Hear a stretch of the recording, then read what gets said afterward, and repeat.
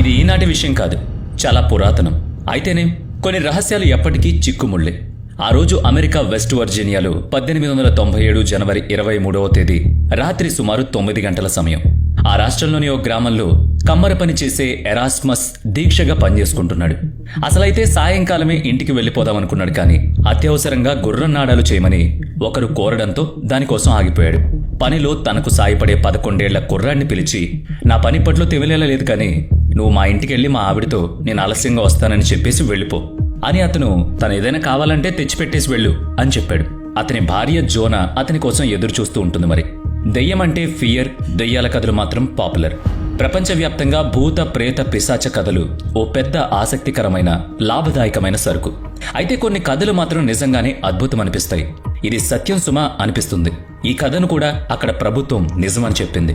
సాక్షాత్తు జడ్జ్ దీన్ని విశ్వసించారు. చరిత్రలో నిలిచిపోయిన వాస్తవిక భయానక ఘటన ఇది. తన సహాయకుణ్ణి పంపించేశాక ఎరాస్మస్ నిప్పుని ఎగదోసి గుర్రనాడాలు తయారు చేసే పనిలో పడ్డాడు. పని మీద మనసు నిలవడం లేదా అతనికి. జోనా అతని కోసం ఎదురుచూపులు చూస్తుందని చెప్పుకున్నాం కదా, ఎందుకంటే ఆమె త్వరలో తల్లి కాబోతోంది. అప్పటికి ఆమె వయసు 23 ఏళ్లు, ఎరాస్మస్కి 35 ఏళ్లు. ఇద్దరికీ ఆ ఊళ్ళోనే పరిచయం. అది కాస్త ప్రేమగా మారింది. జోనా తల్లి మేరీ జేన్కి ఈ ప్రేమ, వారి వివాహం సుతరాము ఇష్టం లేదు. అయినా కొద్ది రోజుల తర్వాత జోనా ఎరాస్మస్లు వివాహం చేసుకుని విడిగా కాపురం పెట్టేశారు. కొంతకాలానికి ఆమె కడుపు పండింది. సంతోషించే విషయమే కానీ ఆమెకు ఏదో తెలియని అసౌకర్యంగా ఉండడంతో తాను గర్భవతినయ్యాననే సంగతి ఎవరికీ చెప్పుకోలేదు. డాక్టర్ మాత్రం కడుపుతో ఉన్నప్పుడు అలాంటి ఇబ్బందులు కలగడం సహజమే, ఆందోళన పడొద్దని చెప్పాడు. అందుకని కొన్నాళ్ళు ఈ విషయం ఎవరికీ చెప్పొద్దనుకుని దంపతులిద్దరూ అనుకునున్నారు. నెలలు నిండి ఆమెకు బావుందని అనుకున్నాక అందరికీ చెప్పొచ్చులే అనుకున్నారిద్దరు. కనుకనే త్వరగా ఇంటికి వెళ్లిపోదామని ఎరాస్మస్ తొందరపడుతున్నాడు.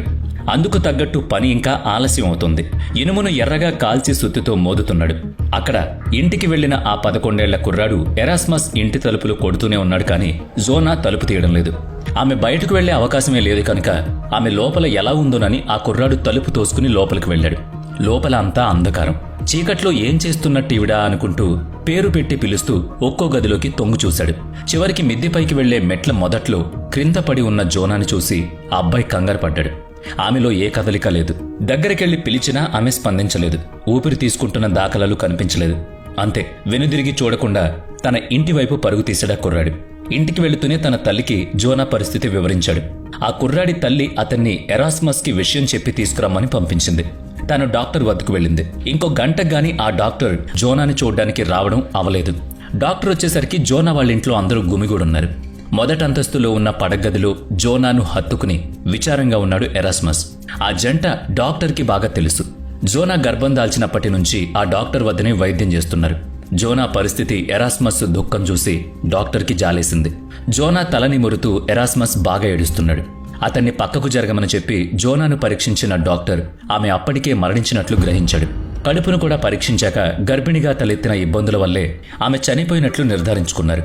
జోనా ఎరాస్మస్ల పండంటి కాపురం అకస్మాత్తుగా అల్లకల్లోలమైంది. మర్నాడు జోనా అంత్యక్రియలు నిర్వహించడానికి ఏర్పాట్లు చేసుకున్నారు. చూసిన వాళ్ళందరికీ జోనా గర్భవతిగా ఉందని తెలిసింది. అందరూ చాలా బాధపడ్డారు. ఎరాస్మస్ దుఃఖాన్ని ఎవరూ చూడలేకున్నారు. అంత బాధలోనూ అతను జోనాకు ఇష్టమైన స్కార్ఫ్ తీసుకొచ్చి శవపేటికలోనున్న ఆమె మెడ చుట్టూ చుట్టాడు. అంతమందిలోనూ జోనా మరణం బాధించినట్లు ఉన్న ఒకే ఒక్క వ్యక్తి ఉన్నారు. ఆమె మేరీ జేన్, జోనా కన్నతల్లి. ఆమె ఎరాస్మస్ని చూస్తూ ఉంది. ఆ చూపుల్లో అతని పట్ల అసహ్యం, ద్వేషం కొట్టొచ్చినట్టు కనిపిస్తున్నాయి. వచ్చిన వాళ్లు ఆ ఇద్దరినీ ఓదార్చి వెళుతున్నారు. కార్యక్రమం ముగిసిన తర్వాత మేరీ జేన్ ఎవరితోనూ మాట్లాడకుండా వెళ్లిపోయింది. జోనా మరణం తర్వాత ఆమె తల్లి మేరీ జేన్ ప్రవర్తనలో విపరీతమైన మార్పులొచ్చాయి. ఇంటికి ఎవరొచ్చినా పలకరించబోయినా వారి ముఖం మీదే తలుపులు వేసుకునేది. రాత్రిళ్లు ఇంట్లో కొవ్వొత్తులు వెలిగించి ఇంట్లోనే అటు ఇటూ తిరుగుతూ ఏవేవో చేస్తున్నట్టు కొందరు గమనించారు. అసలు రాత్రిళ్లు ఆమె నిద్రపోవడం లేదు. అప్పుడప్పుడు ఇంట్లోంచి బయటకొస్తుంది, కానీ తనలో తానే ఏదో గొణుక్కుంటూ కనిపిస్తోంది. చుట్టూ పరికిస్తూ నడిచేది. చూసేవాళ్లకి ఆమెనెవరో వెంబడిస్తుంటే గాబరా పడుతున్నట్టు అనిపించేది. పోనీ ఏమైంది జేన్ అని ఎవరైనా పలకరించబోతే వారి ముఖం మీద చూడకుండా అక్కడి నుంచి విసుగ్గా వెళ్లిపోయేది. ఆమె భర్త కూడా ఇంట్లో కాకుండా బయటే నిద్రపోతుండడం కూడా చాలా మంది చూశారు. జోనా మరణించి అప్పటికి నెల కావస్తోంది. ఫిబ్రవరి 21వ తేదీన మేరీ జేన్ ఇంట్లోంచి బయటకొచ్చింది. ఈసారి ఆమె చాలా సాధారణంగా కనిపించింది. బెదురు, చిరాకు వంటివి లేవు. చాలా మామూలుగా ఉంది, కానీ ముఖం మాత్రం కోపంతో జేవురించి ఉంది. ఊళ్ళోని ప్రాసిక్యూటర్ ఇంటికి వెళ్లి నేరుగా అతని ముందు కూర్చుంది. ఆమె జోనా చనిపోయినప్పటి నుంచి చిత్ర విచిత్రంగా ప్రవర్తిస్తున్నట్టు ఆయనకు తెలుసు. ఆయన అడిగిన మీదట మేరీ జేన్ తన కూతురు జేన్ గురించి కొన్ని నమ్మశక్యం కాని విషయాల్ని ఆయనకు చెప్పింది. ముందు ఆమెకు మతిస్థిమితం లేదని భావించిన ఆయన కాసేపటికి ఆమె చెప్పే విషయాలు నిజమే కావచ్చని అనుకోసాగారు. జేన్ వెళ్లిన తర్వాత ఆ న్యాయాధికారి జోనాకు వైద్యం చేసిన డాక్టర్ని కలిశారు. ఇద్దరూ మాట్లాడుకున్నాక ఖననం చేసిన జోనా శరీరాన్ని వెలికి తీయాలని నిర్ణయించుకున్నారు. జేన్ చెప్పిన విషయాలను నిర్ధారణ చేసుకోవడానికే ఆ ప్రయత్నం. చలికాలం కావడం, మట్టి చాలా చల్లగా ఉండడం మూలంగా జోనా శరీరం ఇంకా కుళ్ళిపోలేదు. డాక్టర్ ఆ మృత శరీరాన్ని పరీక్షించి చూడగా అచ్చం మేరీ జేన్ చెప్పినట్టే ఉంది.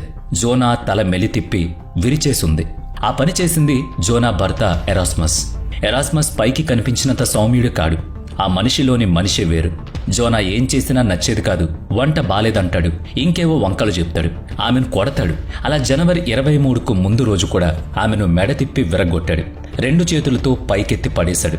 ఇంతకీ ఇవన్నీ ఎలా తెలిసాయి అన్నదానికి సమాధానం కూడా మేరీ జేన్ ప్రాసిక్యూటర్కు చెప్పింది. మనం కూడా ఆ రోజు డాక్టర్ కంటబడిన దృశ్యాల్ని గుర్తు చేసుకుందాం. అది మేరీ జేన్ చెప్పింది ఇప్పుడు శవపేటిక తెరిచి జోనా శరీరాన్ని పరీక్షిస్తే తెలిసింది. అంతా సరిగ్గా సరిపోతుంది. జోనా చనిపోయిన రోజు డాక్టర్ ఇంటికొచ్చేసరికి ఎరాస్మస్ తన భార్య జోనాను హత్తుకుని జుట్టులో వేళ్లు పెట్టి తల నిమురుతూ కనిపించాడు.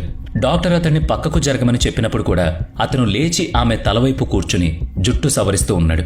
డాక్టర్ తన పరీక్ష తను చేస్తున్నాడు. భార్య వియోగంతో ఆమెపై ప్రేమతో తల నిమురుతున్నట్టుగా అందరికీ అనిపించింది.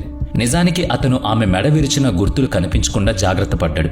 మర్నాడు అంత్యక్రియలప్పుడు జోనా వద్దనే ఉండి దుఃఖాన్ని ఆపుకోలేకపోతున్నట్టు ఎరాస్మస్ ని మేరీ జేన్ అసహ్యంగా ద్వేషంగా చూడ్డానికి కారణం అతని ఏడుపు ఆమెకు అసహజంగా అనిపించడమే. జోనా శరీరాన్ని దీక్షగా చూస్తున్న జేన్కు ఏదో వ్యత్యాసంగా అనిపించింది.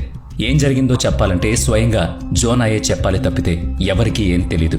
ఇప్పుడు డాక్టర్ పరీక్షించి చెప్పింది కూడా అదే. జోనాను హత్య చేశారు, మెడ మిలి తిప్పి చంపేశారు.